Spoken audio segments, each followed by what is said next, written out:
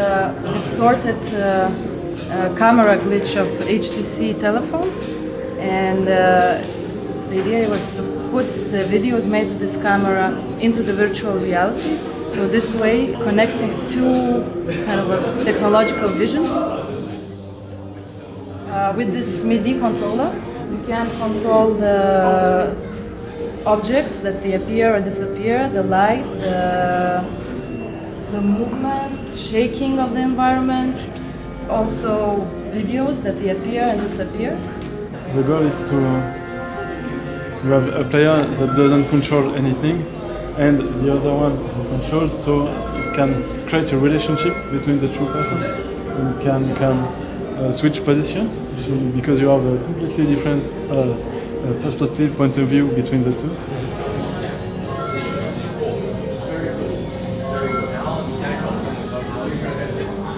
Ieva made videos, Hugo made the sound, and Alex, Jeff and Dora made some 2D models and a bit of script, and on my part I did the rest of the scripts and the integration in Unity.